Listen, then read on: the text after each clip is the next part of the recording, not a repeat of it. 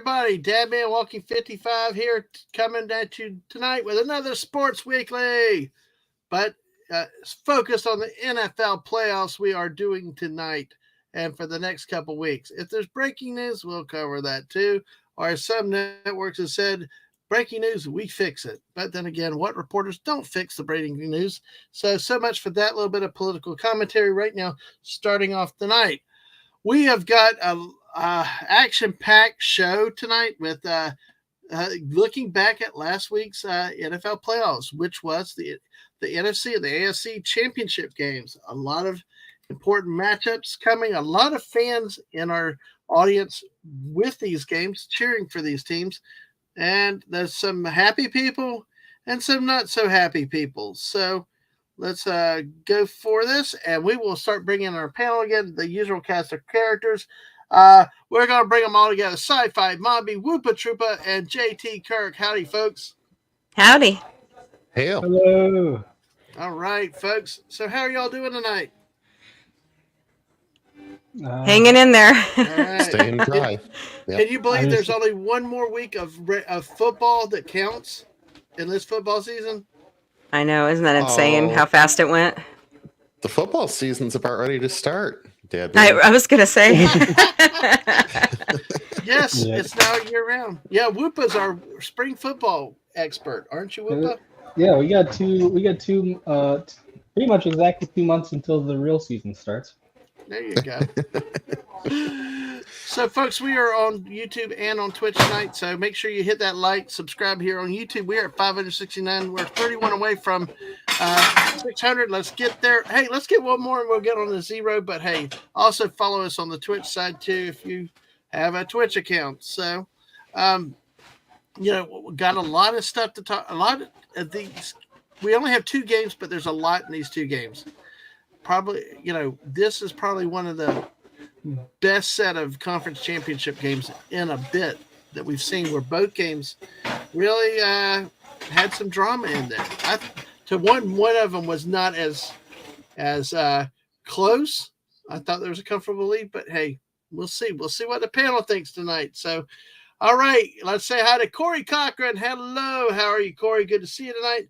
The great JT Kirk, our resident Lions fan, which we are waiting to see what he has to say. And OT, welcome in again to OT.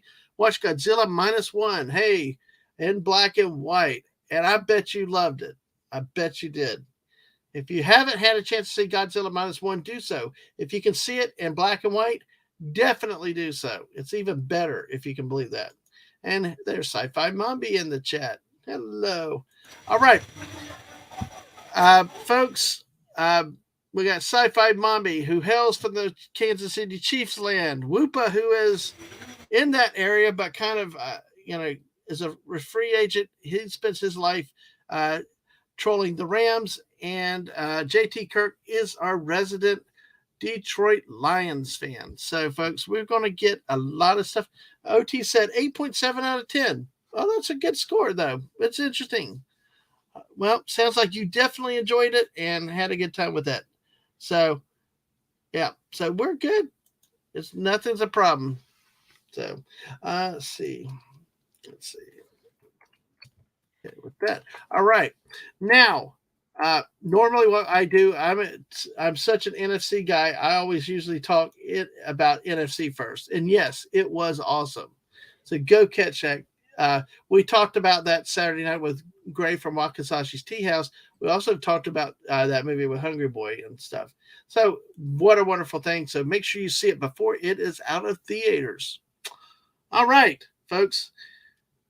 In irrelevant news for this week, this Sunday, not the Super Bowl. The Super Bowl was played the following Sunday. This week, many years ago, they decided to change it around to where the Pro Bowl comes before the Super Bowl. Well, guess what? Last time I think I saw it, it was like glorified flag football. I don't give a rat's rear end about that. Do y'all give a rat's rear end about the Pro Bowl these days? No. Last year, Tyler Huntley was a Pro Bowler, and he played like 5 games.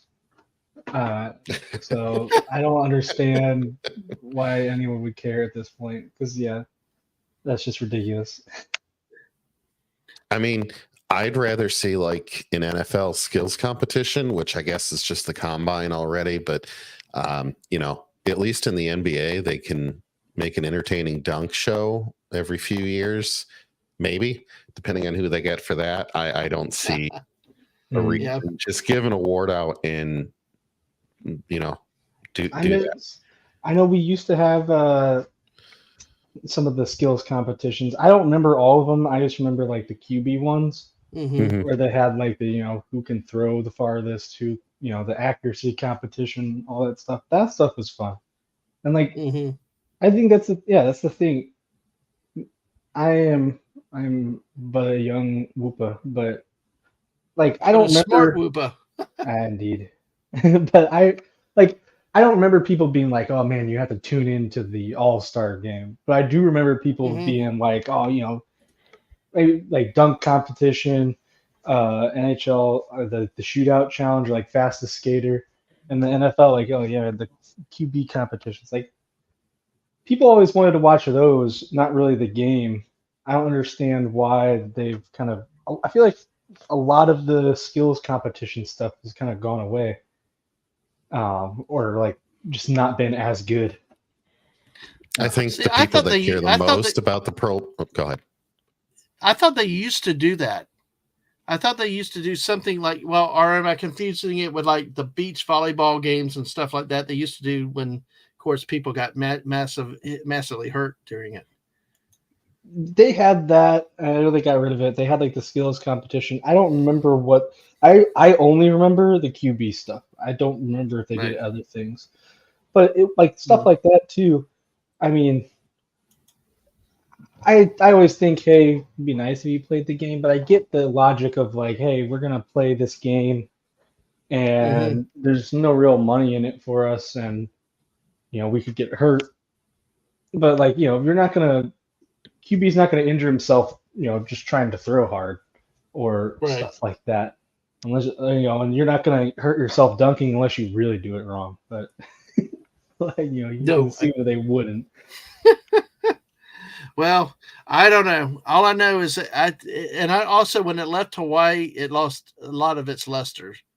There was just something about that game being in Hawaii and being in Florida, and just, I don't know, in that old decrepit falling down stadium. But oh well. Now Camping World gets it, and you get it. It's like the Oprah Winfrey. You get a Pro Bowl, and you get a Pro Bowl, and I don't know. I don't know. It makes no sense to me. So. But it seemed like the NFL cared more about it itself, and by that I mean the people that are the talking heads on the game that keep talking and won't let you actually watch the game because they want to talk about their own opinions during the game, and then the sports media because they get clicks, maybe, potentially. Otherwise, nobody else really cares. Oh, he was a Pro Bowler in 1994. No one cares. So no, that's all. I mean, I really like MLB has been pretty decent lately. There's been some good home run derbies. And one thing that I do like about the game, which if we could do this, football is tough just because I do not want to watch live football. I'll just be completely honest with you. But like baseball had, I don't think it was this year, but last year, they had like mic'd up pitchers and catchers. Oh God! In the All-Star game. Yeah, so you could hear him, but I think it was funny because they had Nestor Cortez. And I love that guy. Well, let me go ahead and bring another guy into our All-Star panel now. Talking about All-Stars, Pro Bowls, the All-Star game. Let's see what he thinks about what the NFL Pro Bowl has become before we get into playoff talk. It's a great clobbering time. Say, Clobby. Hey there. What's up, my friend? Sorry I'm late. Hey, no problem. Fast as I can be here. Absolutely. We appreciate any time is good time with you, Clobby. So what are your memories? We decided to go a little different. We're not talking much, but hey, we'll talk more about the Super Bowl next week. But Pro Bowl comes in this next Sunday ahead of, because you used to be the Pro Bowl last, but there's no such thing. Well, yeah, it's a glorified flag football game by now. But what isn't it actually? It's not even glorified. It's actually a flag. It is literally a flag football game now. Exactly. But did you have any great memories from some of those old games? You remember it was in Hawaii and I Aloha always Stadium? liked it. I used to like it when, it's the week after the Super Bowl. You go, well, the football season's sort of still, it'll be fun to watch the guys play in the Pro Bowl. It was, I always kind of dug it a little bit. I thought it was fun. It wasn't a serious game. And you didn't want any of your favorite players to get hurt, obviously, in a stupid, meaningless game where they're just going to collect a big paycheck and stuff. So you knew they weren't going to be trying to hit each other that much, although one year that idiot jerk Terrell Suggs jacks Drew Brees up and hurt him in a Pro Bowl. Yep. But it was always, I kind of liked it when it was in Hawaii, and the week after the Super Bowl. It's kind of fun. And people actually played in the game too. Nowadays everybody opts out. They weren't trying to beat each other up in the game, but they were high scoring and stuff. Yeah. But it was a track meet for the most part. If they were careful, they weren't causing too many. It was kind of fun. They've taken all the fun out of it with this crap. Just don't even do it anymore. Yeah, you're better off. Yeah, because somebody could still blow a knee out, even in a flag football game. Happened. There've been a few career-ending or changing injuries at Pro Bowls. Yeah, exactly. And hi, Penny. Good to see you tonight, and welcome in. Exactly. But yeah, because anything could happen in any game you do it like that. But it seems like too in the 70s and 80s, maybe in the early 90s, if players were nominated to the game, they showed up unless they were in the Super Bowl or they were just with some pressing action. Nowadays, it's like they're on like this 8 different choice because 4 at a position have opted out. It's like, so now we're getting all kinds of all-stars, that the opt-outs are ridiculous. I mean, this year, Gardner Minshew is one of the quarterbacks, which I love Gardner Minshew, but I'm like, really, are you saying he's the top 6 quarterback? I don't know about that. Nope. But hey. All right. Well, that's a little bit of Pro Bowl talk we've got. Unless anybody, Sci-Fi, did you have much of a recollection of the Pro Bowls over the years? I just remember as a kid, they were always in Hawaii when it was freaking cold here in Missouri. Yes. Yeah. So you're always like, I want to go to Hawaii. Exactly. So, well, we can visit that next week a little bit. Next week, we'll talk about the Super Bowl matchup itself. But let's, I was going to do a coin toss I did that last week where we did it, but hey, let's do these games in order of the way they appeared.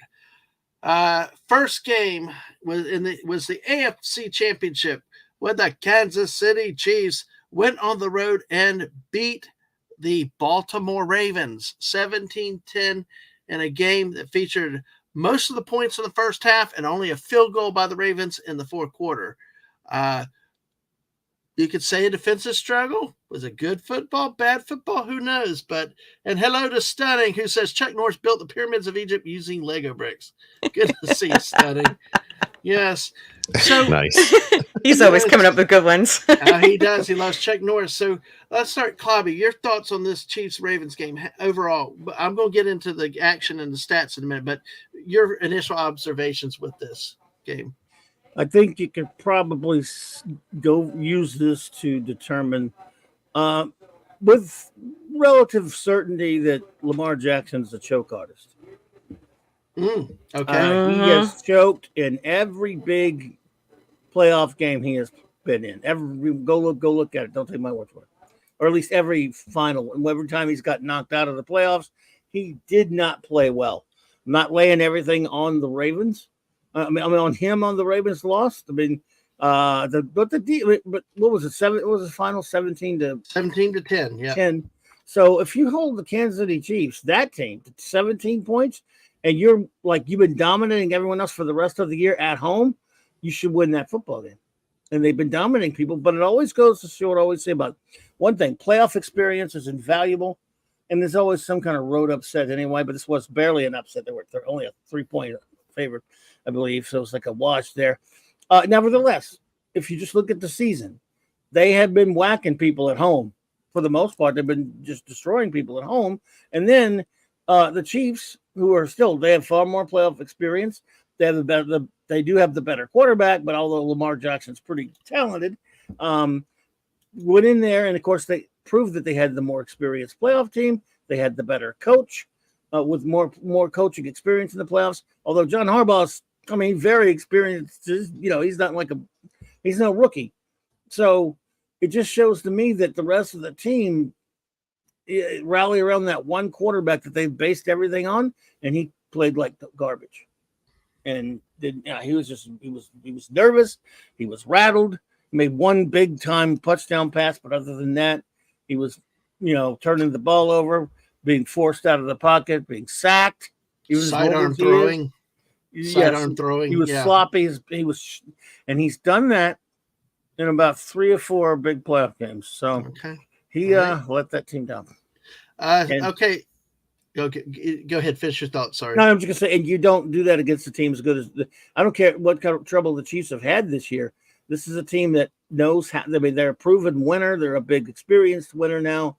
And if you I've seen teams before that were juggernauts in other years, and then get into the playoffs kind of stumbling, not looking like themselves. But when they get to that big one, or that second, or that playoff game, or that big championship game, they turn it up and they know how to win. They'll just in there. A lot of it was that experience and better, just good, solid coaching, and So, and that's what the Chiefs are, and the Ravens aren't. Nope. So. All right, Whoopa Troopa. What do you think? What are your initial observations on this game? So going with Lamar Jackson, he's had 4 playoff games now, and every playoff game where the opponent scores more than 13 points, he's lost. So it's 0-4 on those. Wow. Which is just a funny stat. Folks, those are the only stats you can get with a guy like Whoopa Troopa around. That's why he's so awesome nice. Here. Yes. It's just this is my whole point of why I don't know if this is my whole point, but this is why I think it's ridiculous that they're almost certainly going to make Lamar Jackson the MVP. Yes, they are. Because I guess it's hard because Ravens defense, best defense in the league right now, and it's because of a lot of players. It'd be hard to give it to just one, but that defense is way more important to that team than the defense is way more important to the team than he is or anyone on that offense.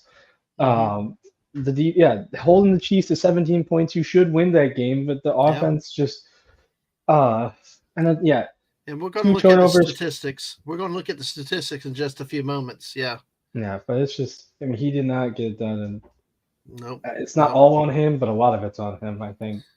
A lot of sloppy play, a lot of discipline issues on the field with penalties, especially on the defense, and we'll talk more about those too. JT Kirk, your thoughts on this game? Initial thoughts? Yes. So going into this game, I think the Lions were in a unique position that they were, I believe, the only NFC team this year to play both of these AFC teams. And the Lions beat the Chiefs in the opener for the season.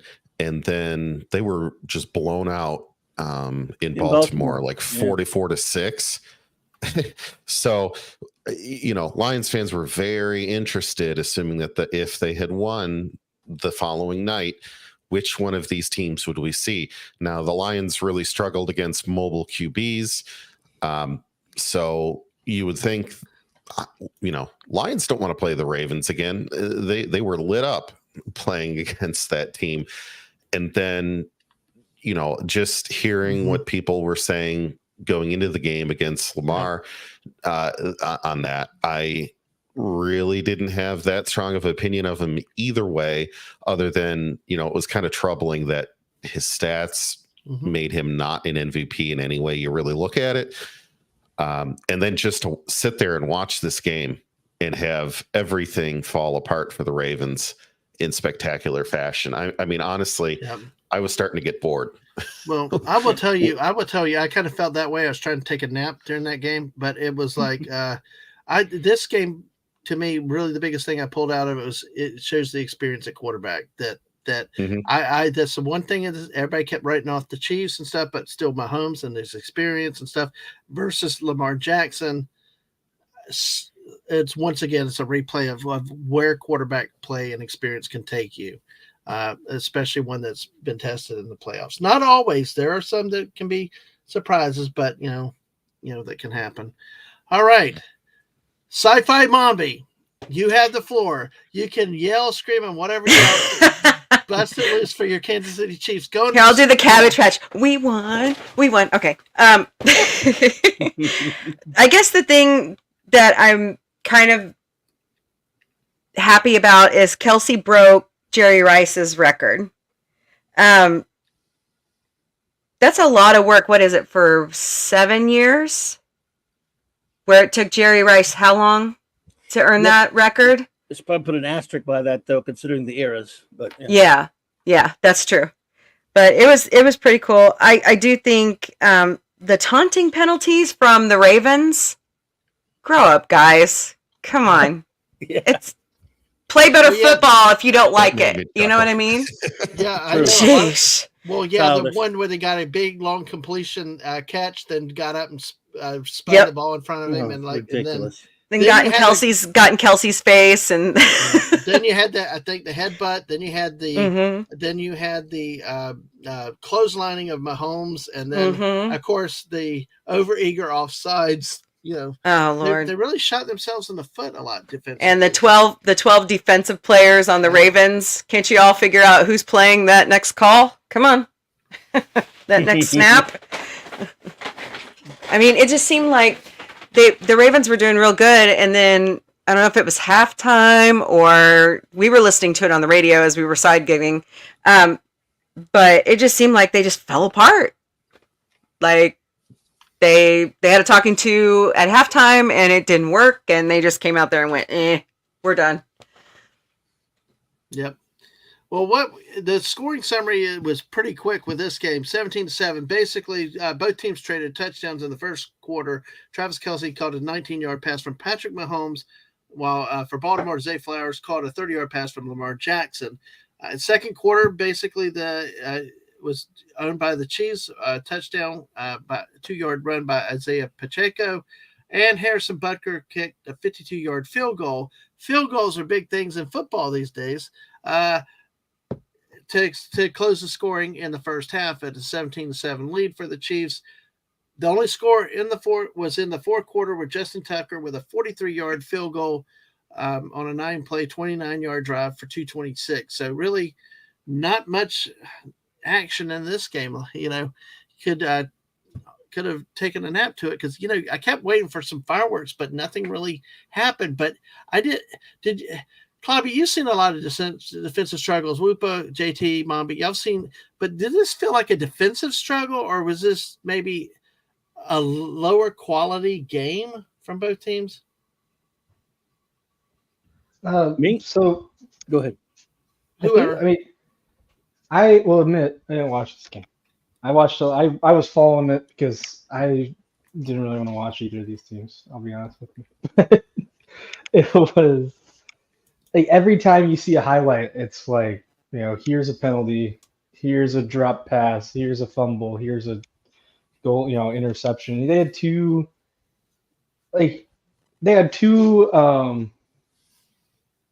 red zone turnovers, and both of them didn't seem like, still credit for them to making the play, but both of them were not like super. It didn't seem like the defense did something crazy. It seemed like, they're just putting the ball in bad spots. Mm-hmm.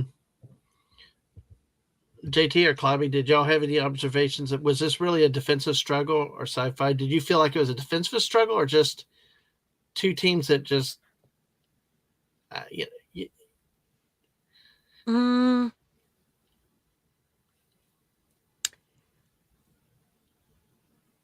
I think it was a defensive struggle, and then they each finally got the other side's number, and they knew how to adjust. So I think that's why it was such a low scoring game. But aren't they the two teams that have the best defenses in the league? Yeah, or am I? They're two of the leading defenses. Yeah, yes, exactly. Yeah, it was just a really good game. Yep. Yeah, I like defensive games, and this was definitely one for the modern era. This is one you would have to probably classify as a defensive struggle for sure. It's just I don't like beauty contests in football all that much. Sometimes, I mean, don't get me wrong, we all like to see an exciting, we all want to see an exciting game, but sometimes when it looks like 7-on-7 drills because each team just can't stop the other one through the air. I'm like, it was arena football or something. I like smash mouth football sometimes, and because usually that's going to give you usually that's going to make it tougher to know the outcome towards the end. And this one, it was never, not that it was big time in doubt, but still, it was a 7-point game. So, it was ended as a 7-point game. So you knew that there was always the possibility that that's still down to the wire, no matter how any team is playing. And so I consider this to be, like, I think, Sci-Fi said, they were probably the top defenses in football. They are the top defenses in football. Yeah, so, they yeah, were. and sometimes when your offense isn't working on all cylinders, if you got that defense, it proves the adage, which is not entirely even true, but it's an adage nonetheless, which is defense wins championships, which is, by the way, that's a kind of a myth, but you do hear it a lot. Yep, you do. I say it a few times myself. Let me say hi to a couple new people in here. Atwood is here. Good to see you, Atwood. I hope you're doing well tonight. And Emily Gangadine is here. Hello, Emily. How are you tonight? We try to make football fun for everybody here. So, JT, I personally thought this game was pretty much over. It felt like this game was over, even with that 7-point lead. I kind of felt like it wasn't the ugliest game, but it was kind of disappointing. I kind of thought there would be at least a little bit more excitement on offense from both teams. But what did you think? Oh, I didn't think this was a real defensive battle at all. I actually thought the Ravens defense took care of business because they were the only ones playing against a real offense. And to shut a team out the entire second half and still lose, shame on your own offense for that. I mean, you stop Patrick Mahomes and Taylor Swift, Mr. Taylor Swift. You mean the Kelseys? Yeah. There's a few more players on that team. I don't want to be that mean to them, but that is not an offense that you treat lightly. And the Ravens only allowed 17 points, and like I said, nothing in the second half, and you still can't win on that. Kansas City was really blessed with the fact that they were playing against the choke artist, and I wouldn't even call that a real offense, to be honest with you. I think the 10 points they laid up 46 on the Lions, buddy. I mean, they proved that they can whack people at home. Whoever was there in Baltimore was not there for this game. Well, they didn't show up, but they have been a productive offense all year. True. That's the thing, though, and I know, this is maybe a little silly, but I think there's a lot to do with like field tilt, because they seem to have a lot of blowouts. Last week they whooped on the Texans, put up 1 by 24. They've been jacking people, scoring a lot. It's just they didn't show up to that game. I'm with you. That's why I thought it was kind of a defensive game, because their defense is the only thing that kept them in it. Well, let's say hello, JT. Let's say hello to Buddy Hepburn. Hey, he points out that Lamar had a bunch of time in the pocket most of the game, couldn't connect on his throws with missed catches and blown coverage into multiple defenders. So, and again, a lot of that's the Chiefs' offense. You got to give them a lot of credit. Defense. Defense. Excuse me. Their defense really took out an offense that had been, putting a lot of points up. So see, one of the biggest things is like Mahomes, that end of the game, that final drive, third down, and all Baltimore has to do is force a punt, and Mahomes goes deep and hits the guy in a beautiful pass. Just enough offense. Just enough offense. That's all you needed, was just enough from Casey. But again, that's why I do consider it a defensive game, is because both defenses stepped up big time, and it was just a matter of which offense could squeeze out enough points to win. Well, let's look at some of the stats real quick. I want to get some. Go ahead. Go ahead, Whippa. Then go ahead. A question for Sci-Fi Mombi. Go ahead. Because just off you said that big deep pass for to pretty much seal the game. Were you nervous at all? Because I was just shocked that. Marquez Valdes-Scantling has been like number 2 in drops all year, and they trusted him for the game winner, and it worked out for him. And I was like, oh gosh, I wonder how Chiefs fans feel about that. He finally caught one. No, I'm just kidding. Yeah. Yeah, it makes me wonder if they had like a really long conversation with him about, okay, we're at the end of the year. You can't drop any more balls. Yeah. That happens sometimes. Sometimes the guy, I mean, it just if they're out there on the field, you go, please God, for once, just make that catch.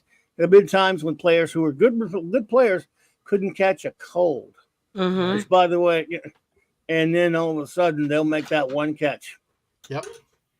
Well, let's look at some of the numbers. Patrick Mahomes was 30 of 39, 241 yards and a touchdown, while Lamar Jackson was 20 of 37, 272 yards, a touchdown, and a pick. Numeric completion-wise per completion, Lamar Jackson was getting at least over 10 yards of completion, but then again, you're not moving the ball. You're not scoring field goals, touchdowns with that.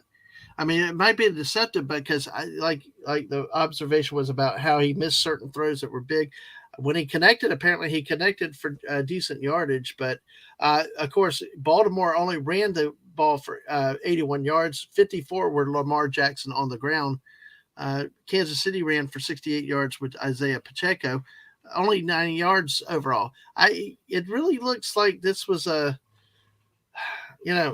the most beautiful game if you want a lot of offense. So this was, let me tell you something. There's a reason why Patrick Mahomes will be in the Hall of Fame and Lamar Jackson probably won't. Physically, their talents are not that different, really. But it's between their ears. Patrick Mahomes, like someone was talking about, in this, the biggest game of his life, Lamar Jackson was missing people, was getting out there off balance, was rattled. Patrick Mahomes in all of these big games, I mean, obviously not every single, but almost every time he's in a situation like this or bigger, like a Super Bowl, he always makes it happen. He can play he's like the Montanas of the world, or the Bradys or the Mains. They can have a terrible game for 3.5 quarters, and then when the heat's on, when it's crunch time, more often than not, he's going to make the big plays with his legs combined with his arm. He's going to make great throws, good decisions. He doesn't. He act like a crybaby sometimes after some games this year, but that's just because he's a competitor and he gets pissed off. Right. He has it between the ears, and when the heat's on, makes the decisions that a quarterback with similar physical ability just can't make, and it's nothing to do with, like I said, it's nothing to do with physical abilities. Right. It's right up it's upstairs. Exactly. Yes, definitely. That's been a story of so many quarterbacks in he's got it. History. Some don't. Exactly. Many don't. Few get it. Have it to that degree too. Well, one last thing I want to talk on this, because in the limited time we have at Clobbering Times, we can come back to this game a little bit more, but I want to get to the next game real quick. But Travis Kelce had 11 catches for 116 yards, a touchdown. Wow, what numbers? Once Zay Flowers, 5 catches for 115 yards and a touchdown for Baltimore. But Whoopa, the penalties was something I think you were going to say a little bit earlier. This is a game with very significant penalties. I don't have the stat numbers, but did you have that? I didn't have the stats. I just know, the big one, I know they had at least 2 taunting penalties. I think maybe 3. And I think that's one thing, like,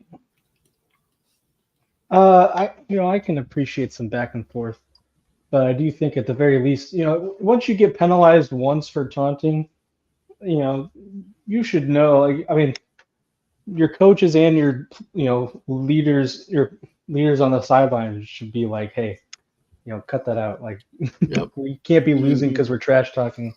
That's and that a lot of things are tough, like holding, and it's tough to stop even in the game. It's such a split second. It's real easy to just not trash talk. But and I think also that one, people don't mention enough, the whole taunting penalty.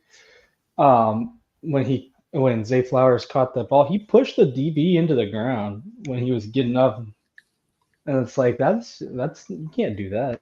Like, plays over, it's dead. You're just driving a guy's arm into the ground while he's out of the play. That's That's it. And I don't know. Pops, welcome, Pops. Good to see you tonight. Ravens penalties were 8 for Pops. 95 yards. How are you, sir? But yeah, and it's Thank you, like Pops. in this game, the Baltimore didn't get. They got their money's worth on penalties. They got the big 15-yarders constantly. You know, they weren't cheap. They got their money's worth on the penalties. But welcome. All right. Well, we're like I said, we're going to come back to this game, but in the limited time we still have a clobbering time, so we have got to go to the NFC Championship game, folks. I will tell you what my observation of this game. 49ers ended up winning this game 34-31. I was on a stream, going on a stream with Lorena Creel at 8 p.m. the other night. My back, I turned, looked, the game was 24-7 at halftime. Detroit. When I was done with the stream, I turned around and looked, and it was 34-31, and the clock was running down. What the heck happened in this game? In this game, Detroit had a 24-7 lead, outscored 27-7 in the second half, including 17-0 in the third quarter. Many the key things that were here: coaching decisions about field goals or not field goals. I'll throw it out there. Who wants to take this one first? JT, you're welcome to, as a Lions fan, if you would like to say what you have to think with this game. Just breathing. Okay. Breathe. I'm considerably less angry than I was watching the game on Sunday. I can tell you that starting right off. There's a whole litany of things that I think that were mistakes that were made. And I don't blame any of the players for hardly any of them outside of all of the missed dropped passes that, just shows a lack of experience in the playoffs from a lot of them. The mental focus on a lot of the receivers to catch those. I thought there were two huge mistakes that really cost them the game. In one of them, I don't think you could ever fix it. The first one being the fact that it's 4th and 3 from something like the 33-yard line. Yep. And your chances calculated of your kicker actually making that field goal are sub 10%. And you have to go for it on 4 and 3 when you could have easily kicked the field goal and cut yourself down to one score. And you did that twice, not once, but twice in the second half. Would have been a totally different ball game if you had made either one of those. But you end up playing like you're playing Madden on your Xbox, and you go for it on 4th and 3. That's how you lose football games. That's how you lose them big time. And I know people say, well, the Lions won a ton by going for it on 4th down. Yeah, but the stakes in a lot of those situations were nowhere near as comparable. The other thing that I did not like is, Jared Goff is known as a short passer. The Lions are known as getting you between, the line of scrimmage and 10 yards and making plays, setting screens, spreading it out, running the ball, and being a very lethal offense doing that. For some reason, there was this obsession of setting Jared Goff up on the deep ball and trying to make these explosive plays when they didn't have to do it. If anything, they needed to keep that offense out on the field. And you don't do that with a 40-yard pass, especially when you don't make it. You go 3 and out. Their defense was getting run ragged. They were giving the 49ers way too many chances to control the game. And throwing the long ball on that was not going to help. And, oh, by the way, they did not connect on any of those.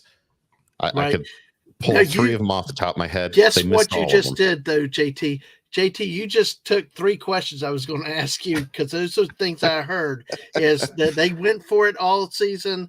And you answered all those things, because like you said, or Madden, you used the Madden term, because it was like a video game. That 4th and 3, though, it was like, that was because we talked about this the other night, looking at the scoring, it was 24-7. San Francisco came out, kicked the field goal, 24-10, crowd starting to turn. You kick that field goal. You got to kick that field goal. you at least kind of stem the tide, maybe get the crowd out of it. And I tell you, crowds will react differently to a missed field goal than them stopping you on fourth down. There's just something about it, the intangible effect. Claudia, what did you think about these coaching decisions and what they played into the way this game turned out? And by the way, hi to Mark D with a C. Hey. And hey, Mark, and hi, Jess. Good to see y'all. Hey, Jess. First of all, to talk about what JT mentioned, I thought that was interesting.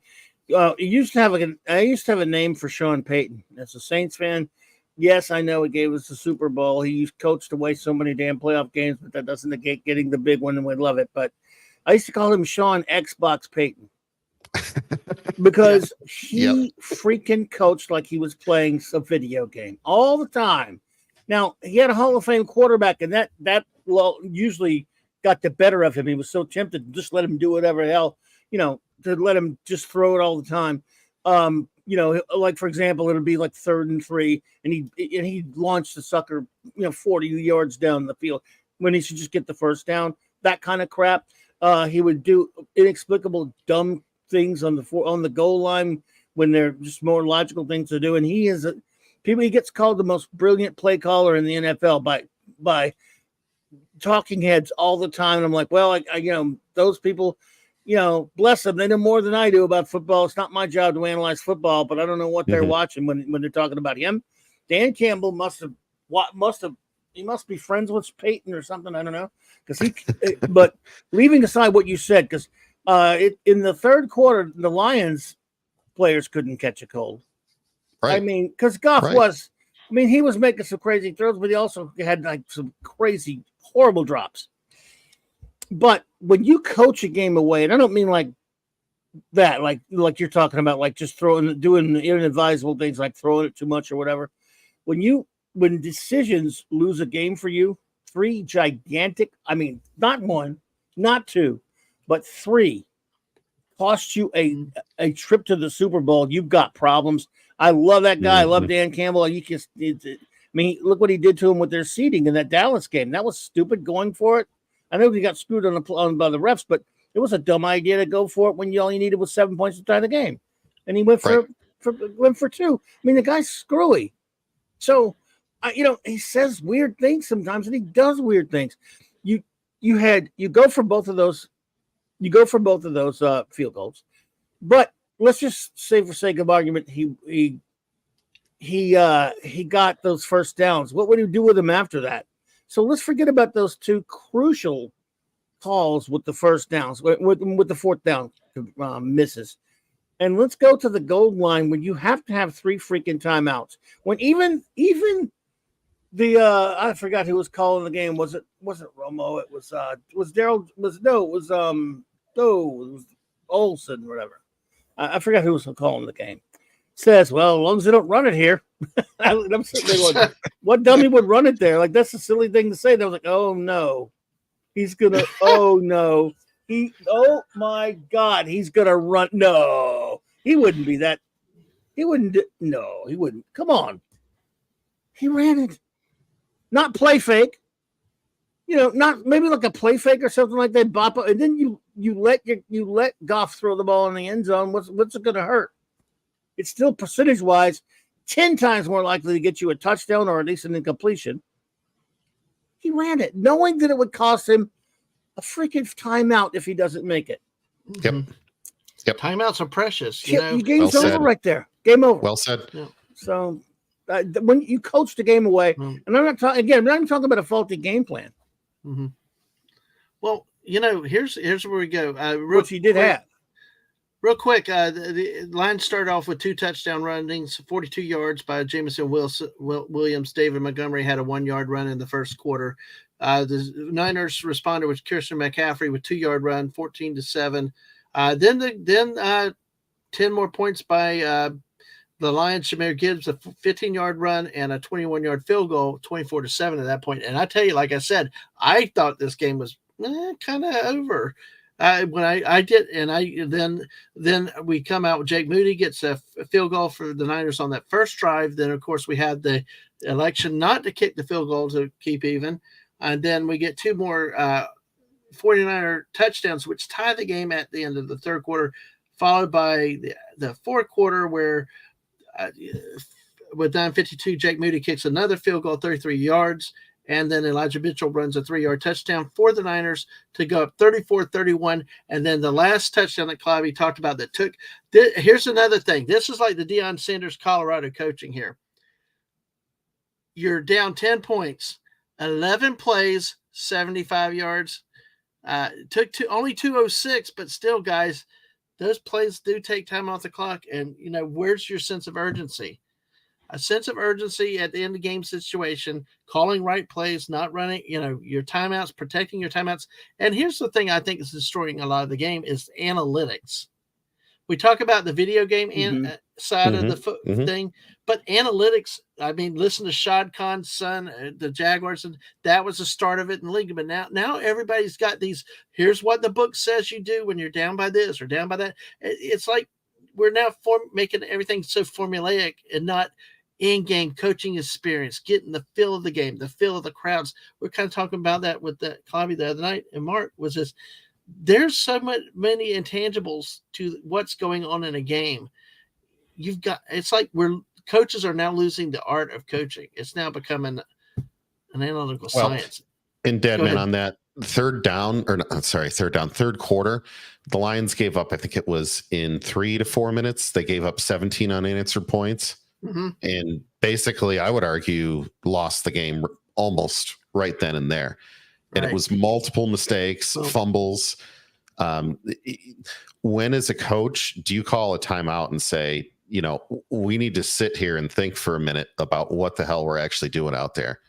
Because I was irate in that third quarter that they came out and just let the Ravens the 49ers right back in that game. Yep.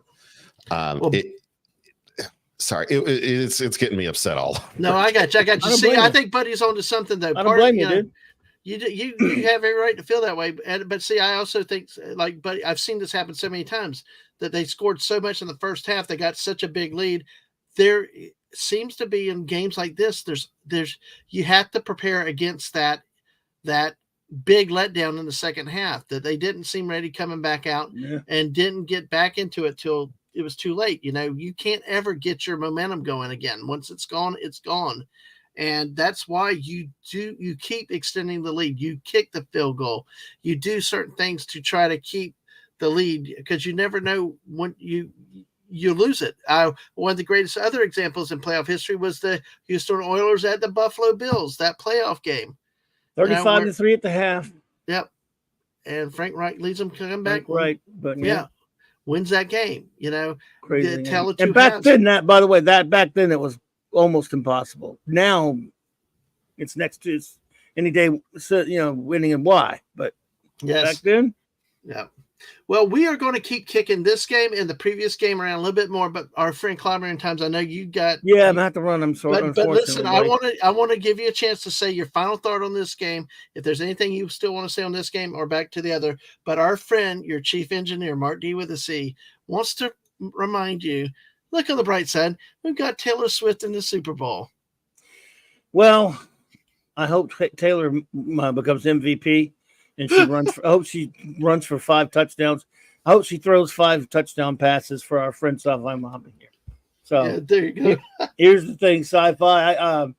I really enjoy. I admire the Chiefs. I'm not just saying that because I really admire them. I love Andy Reid and I love Mahomes. But I'm one of the. Anytime you're on the outside, you just want to see someone new get in there, But they did. But also when someone does, and when they're as cool a team as that, then you got to be happy for them. But I got to admit to you, as someone on the outside, I really wanted to see the Lions just because of what, their whole, not even if I didn't know JT, it would be just because, man, just see something different. And then to see what, after that way that fan base has suffered for so long, what they've been through. I mean, we Saints fans thought we had it for going our first 40 years with nothing, but they went 60 and have, what things have been going to them because of the Bobby Lane curse and all that stuff.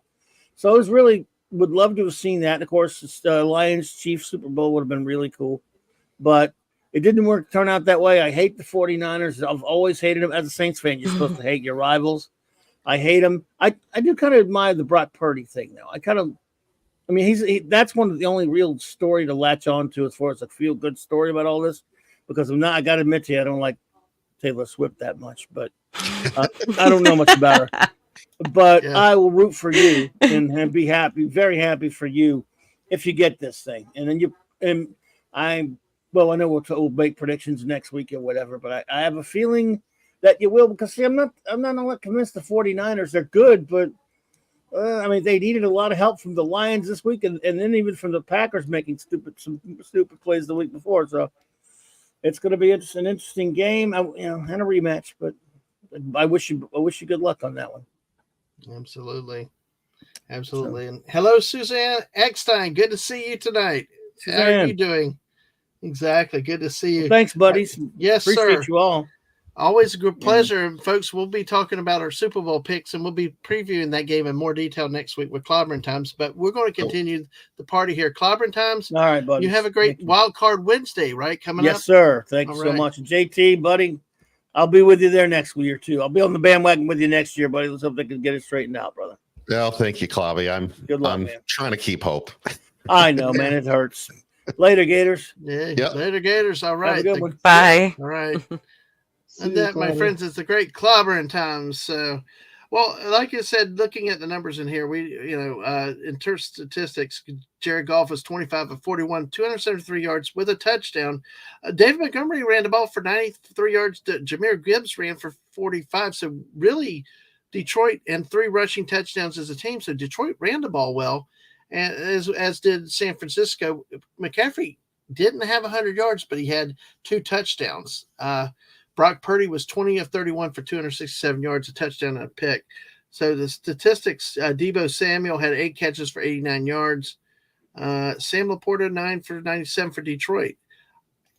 Numbers look even for both teams. It was just a tale of 2 halves that we had here with this. So, JT, let me, you sit there and breathe this few seconds. And like I said, this is therapy tonight. Whatever you want to say, and we can go into any more. Let's see what Sci-Fi and Mupa have to say more about this game. So, Sci-Fi, what did you think about how this game turned out? We have to play the 49ers again.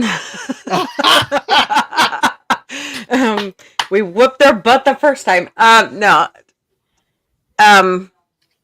I was really rooting for the Lions. I really was. I know how you feel, JT. We were there for the longest time. Our last Super Bowl was 4, and we had that drop for 50 years almost. So, yeah, it was awful. And to watch it, it was like we had a curse in the 90s. You watch everything, and then they were making a big deal about Joe Montana. And he was in the stands during the game, and I'm going, he used to be our quarterback. Oh, how about being a Cowboy fan? How about being a Cowboy fan with him and Dwight Clark in the catch? And I had to live with that thing forever till Jimmy Johnson came around. That's your own fault for bad taste in sports. Yeah, there you go. But yeah, it's like the worst ones I had growing up were the Pittsburgh Steelers. Terry Bradshaw stunk. They had bad numbers, but it didn't matter when they played Dallas in the Super Bowl. Dallas couldn't do anything right, it seemed like. But yeah. Oh, that's too funny. Whoopa, you got any what overall observations with this game? I think the Dallas just really fell apart down the stretch. And I think the big thing, not that the coaching couldn't have been better, but I do think people look at, at the end of the day, like the going for it on 4th down, I don't think that's even in the top 3 reasons why they lost the game. Okay. I think the big number, I saw this post, but it really, number 1 was what the heck was that almost interception. Brock Purdy basically threw it to I don't know if he was the safety or the cornerback or whatever. He threw it basically to the Lions player. I believe it was the safety. Yeah. And it just bounced right off. And it was like, what? And then, Debo came up with it. It's like, or IU came up with it. And it's like, geez, what? that's just brutal right there. And that's the type of thing. It's like if he catches that ball, that's pretty much a new ball game right there. And probably Lions win that. Jahmyr Gibbs, I love Jahmyr Gibbs, but that fumble was also very costly. Mm-hmm. And Okay. then that, like JT was already talking about them running on the, or Claudio was talking about them running on 3rd and goal when timeouts are precious. It's like, oh, come on. My But- precious. I mean, that's the things. It's like, Yeah. I know the focus is on like the going for it on 4th down, but I think a lot of that is like Lions just needed a better kicker. But you know what? That's a good observation, though, Whoopa, and that's why I like all you guys in your observations with this panel, because some of us, it makes latching onto those obvious targets easier. But it's a great point. There are other things in the game that could have changed the games, and a lot of that's the problem with the woulda, coulda, shouldas. Sometimes is you can't ever tell for sure what would have happened if something happened. But and those are great points. I'm glad you're pointing them out. But just still, though, the old adage, like Claudia was talking about, is put points on the board, take them. Okay, if you didn't go for it one time, okay, fine, but twice, and especially 4th and 3. 4th and 3 is not an easy conversion in the NFL. It is not. And if you're trying to protect the lead, I always told my kids, when you're playing games, extend the lead. Every game I'm like, extend the lead. I tell people, video games or whatever, just extend the lead. Keep track. When you get that big lead, it does change situationally, and it does take on more significance when they did it. Because I've seen Dallas do nothing but kick field goals and win a game. So, but then again, look at our quarterback. Yeah, I think a lot of it just comes to like, I believe the Lions kicker for his NFL career is 8 for 20 from kicks from that distance or longer. I know a lot of Dan Campbell just like to try and give Lions fans a heart attack on a bunch of plays. But I think I wouldn't be surprised if a lot of that just comes down to, when you're looking at a 48-yard field goal from a crappy kicker, like if he had Brandon Aubrey. Well, look at this. Do you decide to go kick it then, or still? Look at this though. I pulled up the kicking stats for Michael Badgley. He only tried 2 kicks over 40 yards all season. One of them, he was 1 of 1 from 40 to 49 yards. Tried none 50 or over in the regular season.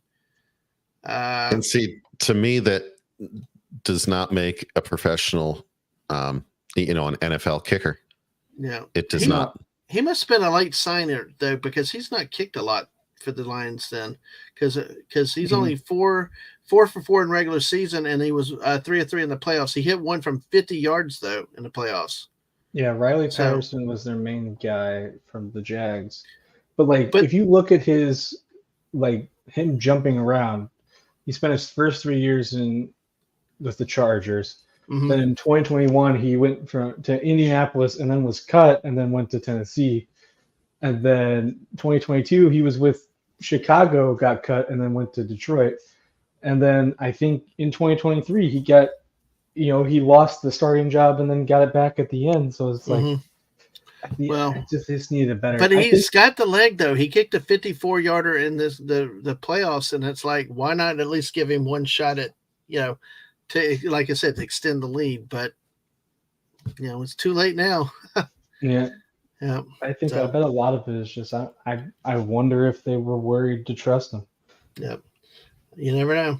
JT, any other thoughts with this game? Anything else you want to get under your system? Is there I wanted to scream at the TV, but I have little kids at home that were sleeping by that point. It's a good thing we didn't have any light tables around, because I probably would have flipped tables. I mean, I have not been invested in sport in, I can't tell you how long before this season came up, because all my teams have been such, dumpster fires in one Right. way or another. Right, yeah. So I finally allow myself to get into something like this, and then that's what happens. And it's up like 3 scores. Just to go on a tangent on this for a minute, I was at a game at Spartan Stadium, Michigan State, Notre Dame, where ESPN made it the Saturday night game. They were still flying helicopters over stadiums at that point, trying to get camera angles and things. This is probably, 18 years ago, coming up, something like that. Right. We had, I think Stanton was the quarterback, and we had John L. Smith as the coach. We were up, I think, 21 points at halftime, and Lou Holtz was on TV. They brought him into town doing all this stupid, so you thought, great, we're going to win this thing. And oh, by the way, it rained the entire day. I was drenched.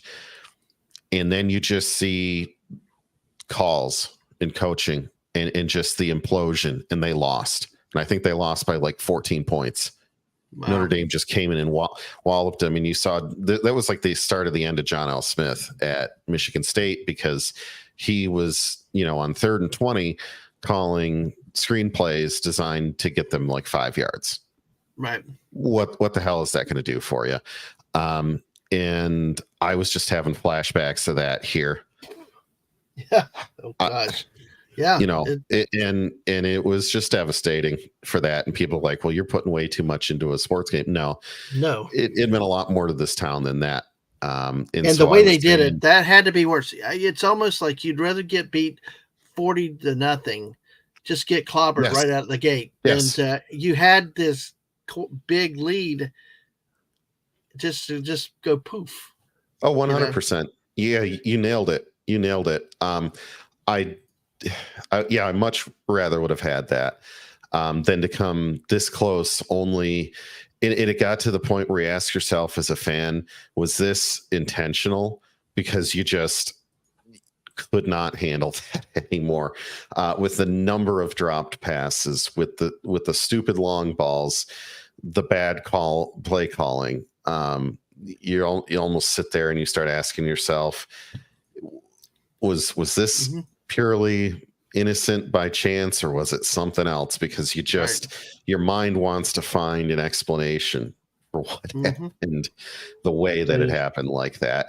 I'm not saying it was rigged or anything like that. I know, I've seen a few family members that started those rumors again, and it's like, yeah, but hey. I was going to say, do you think that was just how the script was drawn up, JT? well, let's continue that discussion, because I know Sci-Fi Mommy, you still with us, Mommy? Because I know we've been doing a lot of talking. Let's get there's a lot of background noise tonight. Oh, it's okay. But listen, now the floor, we're going to let JT breathe so he doesn't hyperventilate. Thank you.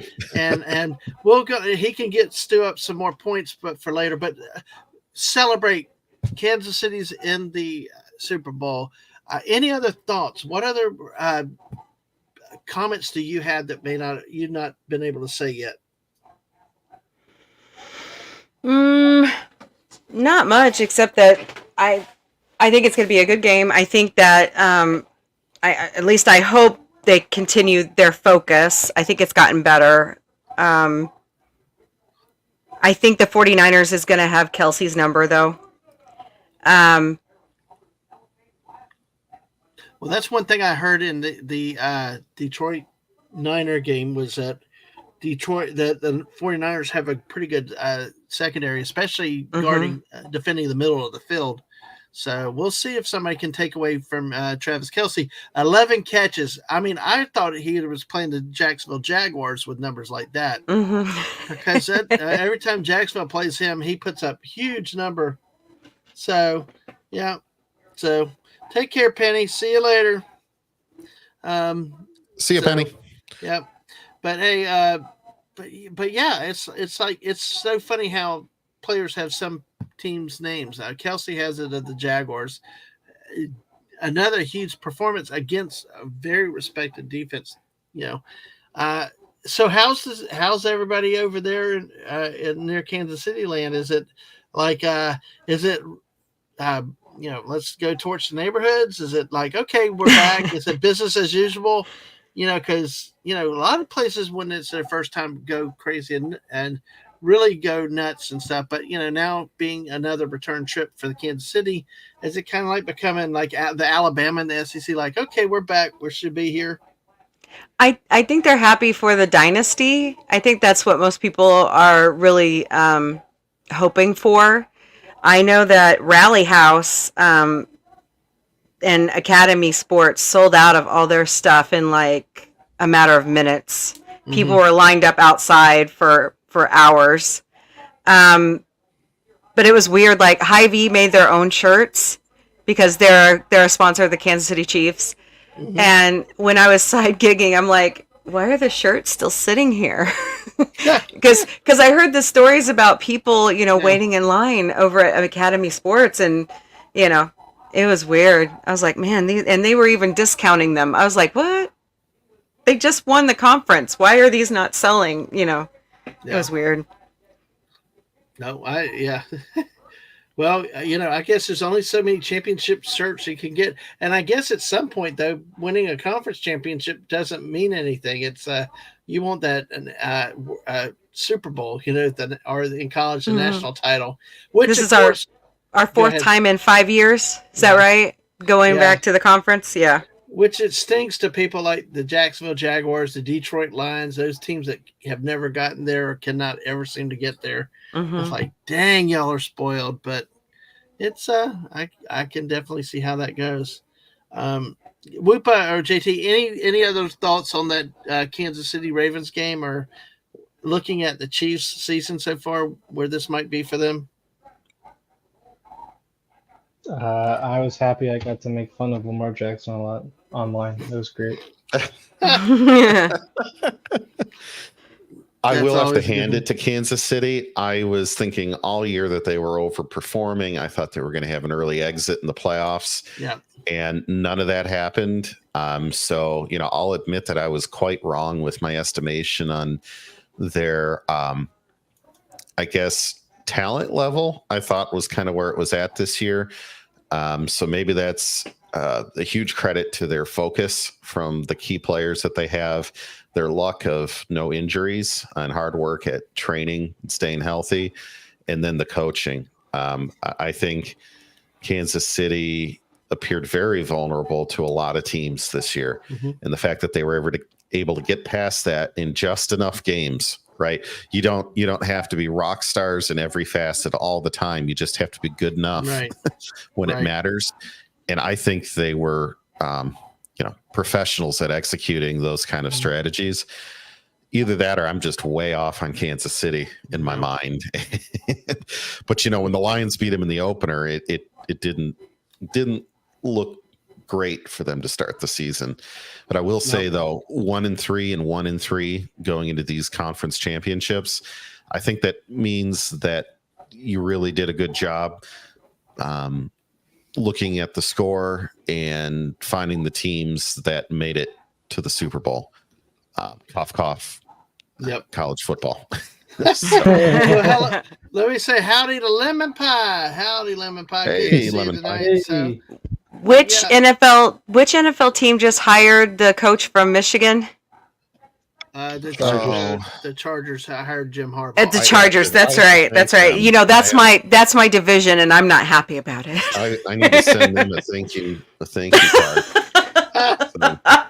Hey, no, JT, you bozos pirated my coach from the Beavers.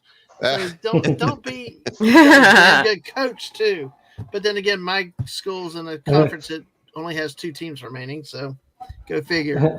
I was gonna say, Dadman wanted you to take the coach from his other favorite college. Take him from Gainesville, please. Jeez. Couldn't He's take trying that. to unload on anyone. Oh my gosh. It's so yeah, funny. Harbaugh had to. It's okay. Harbaugh had to leave because if he didn't leave, they would have suspended him anyways. So. Yeah, and all of his demands and stuff like that. But we can get on that in the next couple of weeks, actually, as we talk more sports going forward. We got some plans that doing some more in the future with these great people here tonight. Any other thoughts on any of these games from anybody on the panel? I just want to make sure. JT, have you said everything? Have you got it on your system? Sci-Fi Mombi, have you praised and been proud enough? Or Whoopa, are you have you been cynical enough for everybody?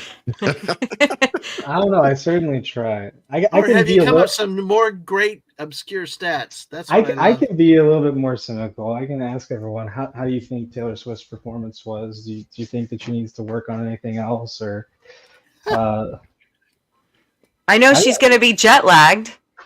that's true. Like, I mean, is her potential flight issues going to be a problem for the Super Bowl performance? We don't know. Now, is she in the Super Bowl performance, or was that still rumored she was going to possibly join somebody? Usher, they said that Usher had talked her into it. Mm-hmm. But I honestly don't know. I think she's going to be too tired. I don't know. I just know the whole thing. Yeah, she's got a performance in Japan the day before or the night before. So that'll be quite a transition. I'm just saying, if you want to start talking X factors already for the Super Bowl, there's one of them. But. Exactly. All right.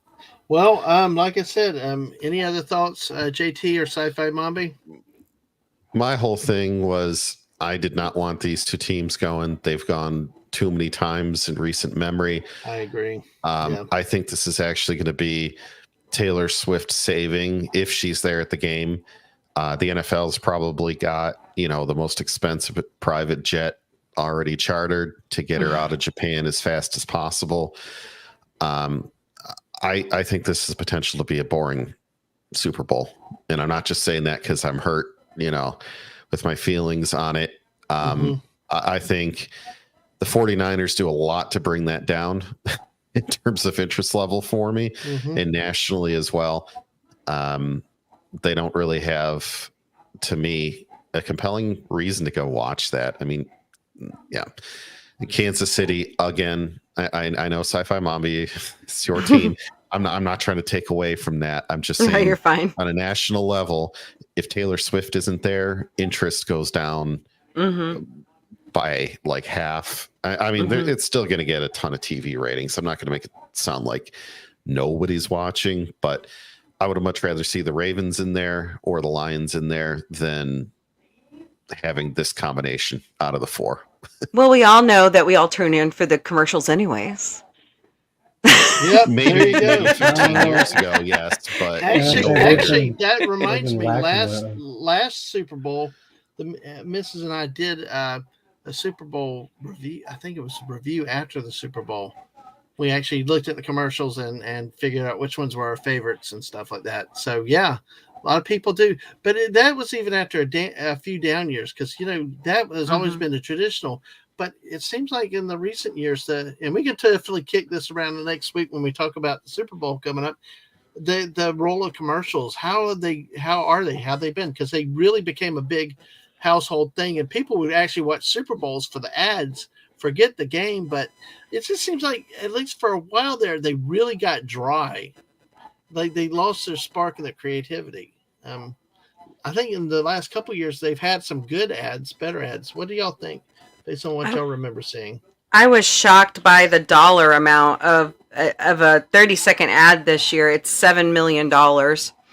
Wow. Yeah, and I was like, really? I mean, I used to work for the CBS Fox affiliate here, so I remember how much it costs on our level here local just for them to have a Super Bowl ad.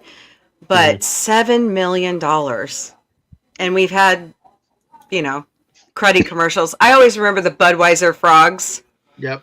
Or the my favorite is the puppy monkey baby from Kickstart. Puppy monkey baby. Yeah. Have a good night. I always loved the Doritos ones. Or I think it was the Doritos ones. I don't remember which Super Bowl it was, but I have actually missed a couple Super Bowls because there was a while where teams that I despised were in, and I didn't want to watch them. But there was one. I don't remember. It was like this guy had a bowling ball. I don't know if you remember this one. And it was like, why are you holding a bowling ball? Like, no, it's a magic 8-ball or something like that. And he's like, well, and they're standing there just talking about it, and guys like, oh, and they're right in front of a vending machine. And it's like, this is just a bowling ball, see? And he's like, no, see, look, this is how you do it. It says, magic 8-ball. There'd be 3 Doritos in the office, and he just turns around and throws it right at the at the vending machine and breaks open, and everyone's rushing to get stuff. And then it flashes to the other guy sitting there, and it's like, magic 8-ball. Well, I get a promotion, and throws it at a door, and right when he throws it at the door, his boss walks out and it nails him. You're like, not in your future, but or Mark can actually take out an ad to promote his YouTube channel on the Super Bowl for clam pizza too. I wish I could accommodate for that. That would be exactly. And yes, do you think anyone will actually YouTubers Fridays or Twitch streamers ever get to the point where they do that? I don't think so. Just because if you're at that point, you probably don't need to advertise. Super Bowl. I was gonna say, doesn't YouTube just do a nationwide blanket ad anyways for content? They probably will. Yeah. Now, is that better, lemon pie? I hope so. Yeah, it sounds much better. Okay, good. Yeah, I'm okay with a lot loud sound because it helps me hear better. But go ahead, JT. Sorry. My whole thing in Dadman, maybe you can help me with this one, kind of like you helped me out on Fridays with Buck Rogers. Right. A lot of this stuff I felt like was the golden age of Super Bowl commercials through the 90s and the early 2000s, but I was also growing up at that age. So, I see a lot of this for the first time, and I don't have the reference of the 70s and the 80s really, or even the early 90s to kind of say, oh, this is how great it was. I feel like a big problem in the last 5 years, especially with Super Bowl commercials, is they've gone from attention getting to virtue signaling. Yeah. And they all want you to buy their product because they have secular virtue towards certain things that isn't really a topic on our channel here. Right. And I don't know if it's always been that way, but that's been a huge turnoff for me. I'm like, okay, what products do I not buy at the store on Monday? The beauty of the history of the Super Bowl ads is just they were just whatever. You didn't know, like the Miller Lights. You had all these different commercials. It was, they were just simple. They were meant to be funny. They were meant to be just silly stuff. And I see, different signaling, different messages, and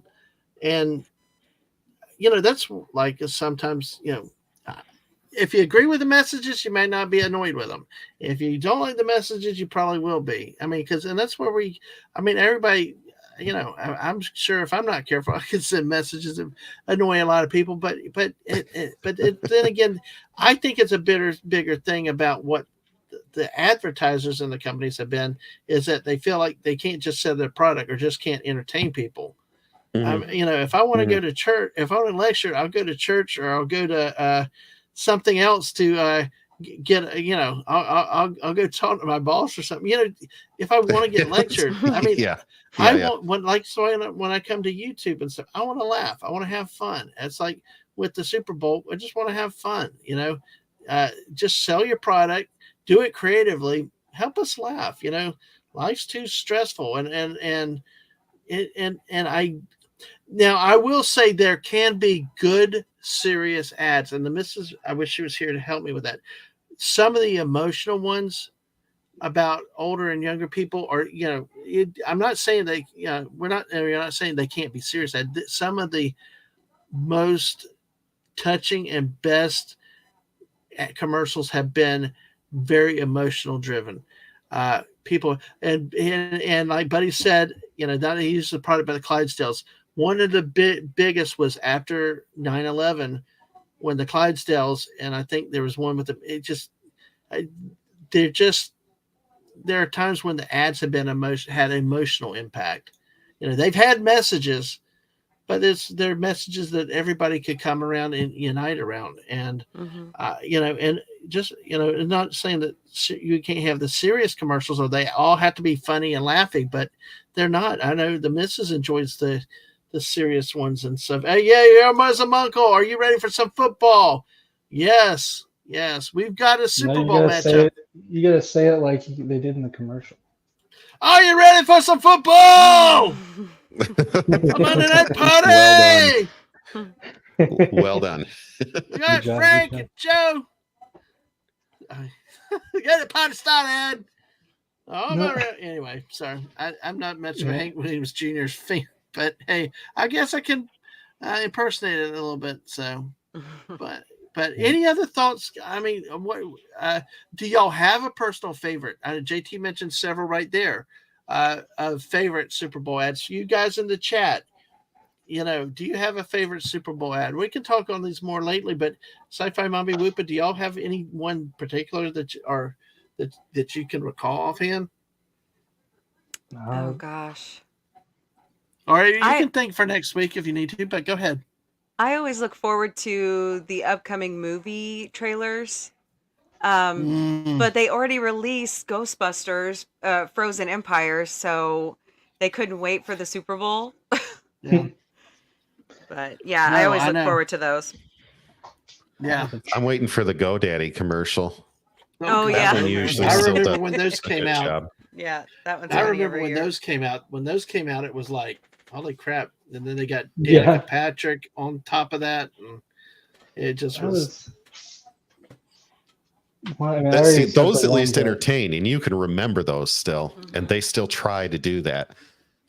Everything else, it seems like they're trying to sell like eco farts in a can to you or something, and aren't we so special for it? So I'm gonna say my other favorite is the Betty White Snickers commercial. Oh yes, yeah, I miss her so much. That one was always, or any of those Snickers commercials. They're so funny. That was a hoot. Yeah. So was your mom, or what? When she threw down the mom comments, I'm like, oh my gosh. Oh yeah. And that's how she really was. Yeah. I said the one that I really remember. Now I have to do thinking about it, but I might not be the best source because I actually have only watched 2 of the last 6 Super Bowls. Because first of all, 2 of the Super Bowls had the Rams in them, and I'm not watching that crap. Yeah.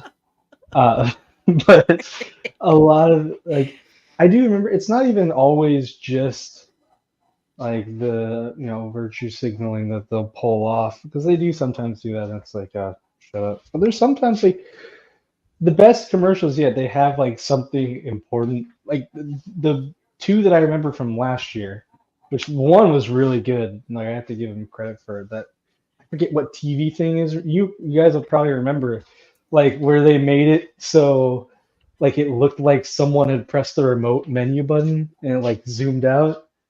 Oh yeah. Because I remember that like everyone at the bar, especially because we had been partaking in some of the bar's products. We're all sitting there like, whoa, what the heck's going on? Like the whole bar just freaking out. And then it's like, oh, it's just a commercial. I'm like, yeah, that's pretty good. Yeah.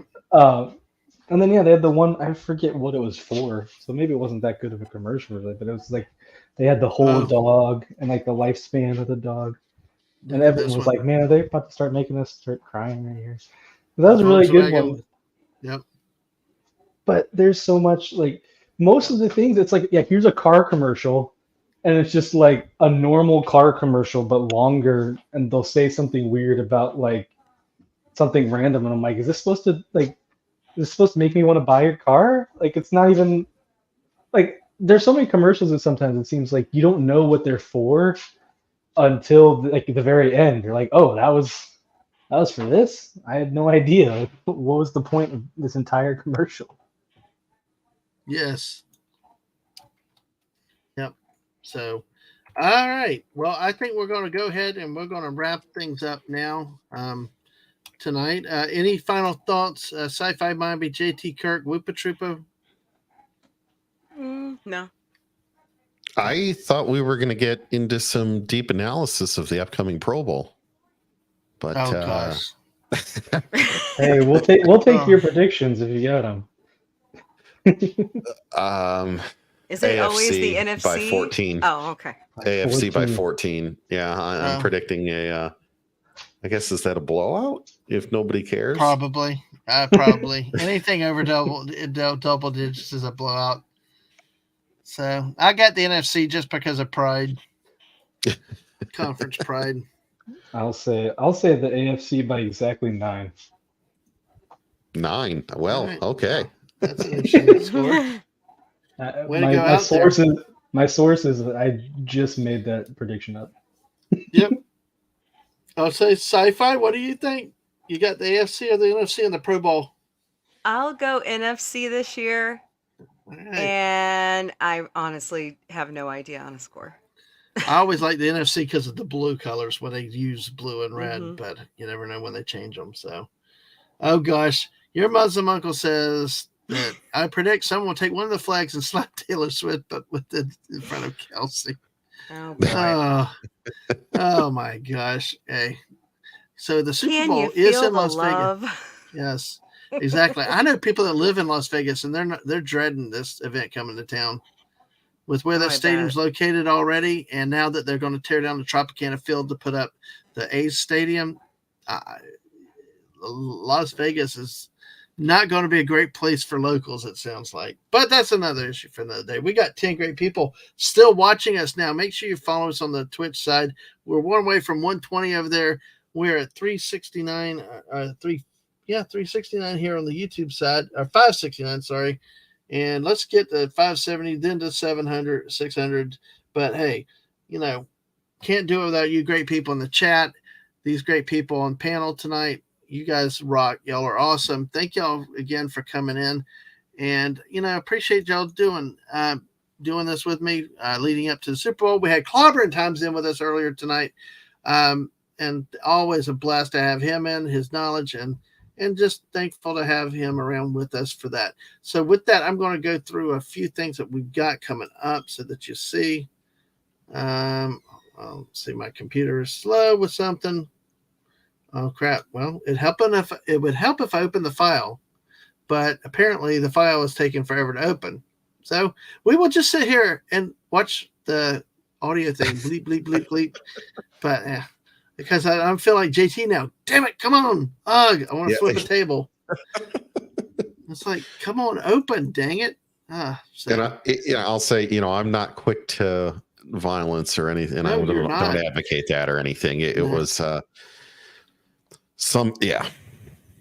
No, but I will tell you, you don't take kindly to people that just think that Wrath of Khan was meh. So that you will get activated by. Yes, I will. There you go. All right, folks. Well, listen, speaking of JT Kirk, Friday night, we got JT Kirk back with us, and Hungry Boy and Daisy Blossom. We're looking at 2 more Buck Rogers of 25th Century, Space Rockers, and Buck's Duel to the Death. Join us for what is always fun and a blast. Even if you don't watch the shows, even if you've never seen them and you don't have the DVDs, come hang out with us and laugh and just mess around and have some fun together. We're starting to ramp up actual programs in the month of February. Will be less impromptu fortnights and stuff. But we got also on Saturday at 6 p.m., I got Big Riggin and Birthday with Rod Thunderheart. We had him on once before. We're going to be talking trucking. We're going to be talking all kinds of cool stuff. Probably his exercises, a book he's writing, and it is his birthday Saturday. So come celebrate his birthday too with us and have a big party for that. On Tuesday night at 9 p.m., I've got Retro Nerd Girl coming on. If you check out her channel, very much so, she's got all kinds of movies, talks about all kinds of movies and stuff, reads headlines. A really, really great YouTuber out there. Really, really fun. You've seen her over on Sunday Night Geekery at times. Be sure to come check this out for another one of our Chilling With streams, that we do with people to have some fun and really, relax, get to know other content creators, to introduce you to other people, other places to check out, and go see them. So, all right. So let me do this here. Crap. Are y'all there?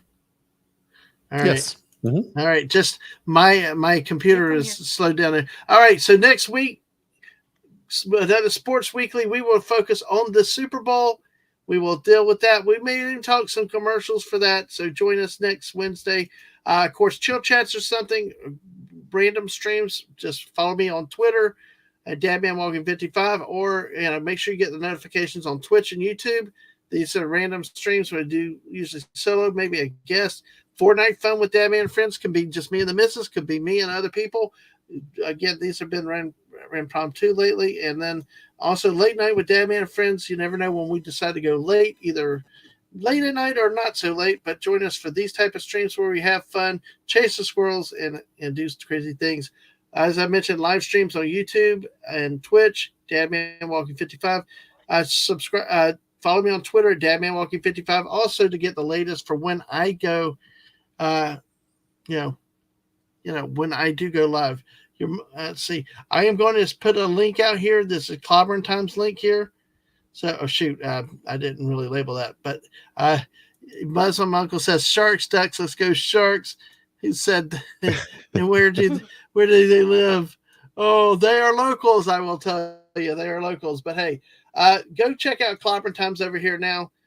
Go say hi to everybody over there. It's Wild Card Wednesday. He's talking comics and who knows whatever. I know Mark's with him too. So go by, say hi, and thanks for everybody for being here tonight, and hope to see you Friday. It will not be streaming tomorrow night at all, unless I randomly do some kind of very impromptu thing on the road. But join us for Friday for Buck Rogers. And thank you again to Clobbering Time, Sci-Fi Mombi, Whoopa Troopa, and JT Kirk, and all you great people in the chat.